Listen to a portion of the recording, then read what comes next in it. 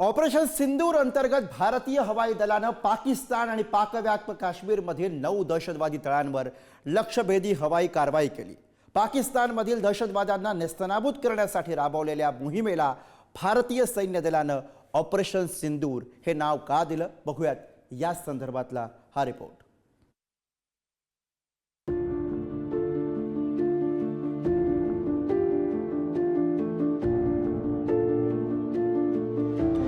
अब आतंकियों की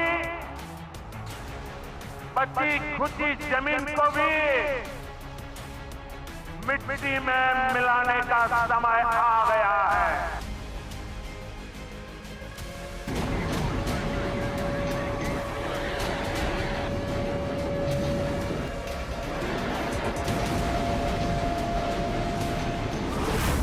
पहलगाम हल्ल्यात कर्त्या पुरुषाला मारून माता भगिनींचं सौभाग्य उजाडण्याचं धाडस दहशतवाद्यांनी केलं। त्यामुळे या दहशतवाद्यांना जशास तसं प्रत्युत्तर देण्यासाठी ऑपरेशन सिंदूर राबवलं।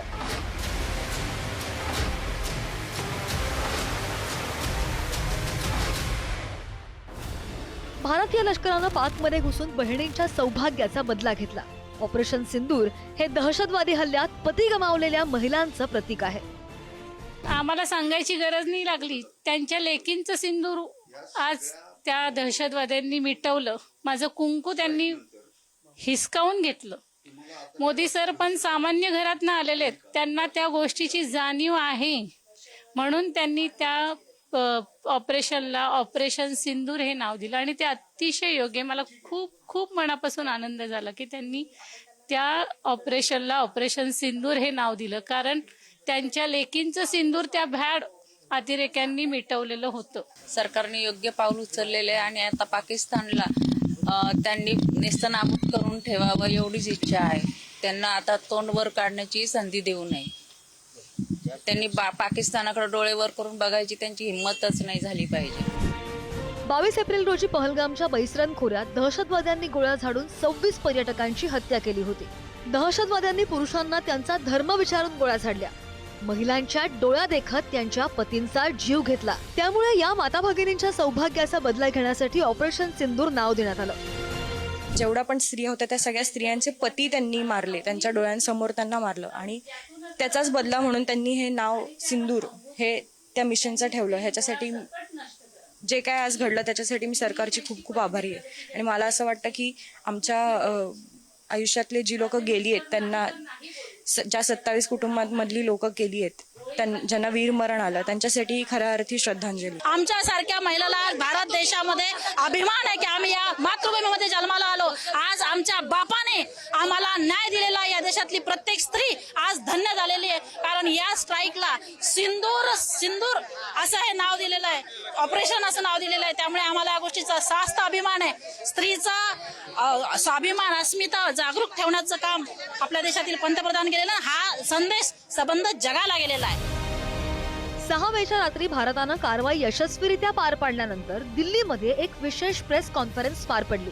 विशेष बाब म्हणजे या कॉन्फरन्समध्ये देशाच्या संरक्षण यंत्रणेचं प्रतिनिधित्व करणाऱ्या 2 महिला अधिकारी समोर आल्या। लेफ्टनंट कर्नल सोफिया कुरेशी आणि विंग कमांडर व्योमिका सिंह। या 2 महिला अधिकाऱ्यांनी जगासमोर ऑपरेशन सिंदूरची प्रत्येक माहिती संयमाने, आत्मविश्वासाने आणि ठामपणे मांडली। या माध्यमातून भारतानं नारी शक्ती आणि हिंदू मुस्लिम ऐक्य या दोनही बाबतीत जगाला एक स्पष्ट संदेश दिला। कोण आहेत कर्नल सोफिया कुरेशी?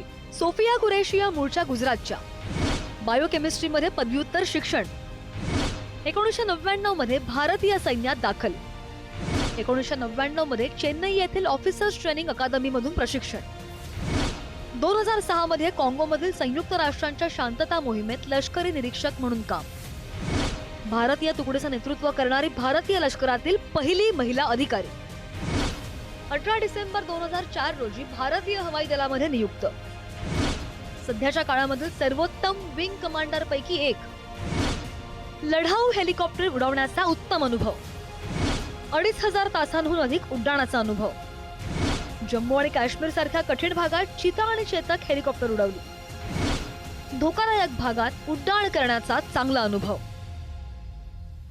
अब यह है कि प्राउड है चीज़ का कि लड़की ने हमारी एक बहुत अच्छा काम किया, ये अपने देश के लिए कुछ किया।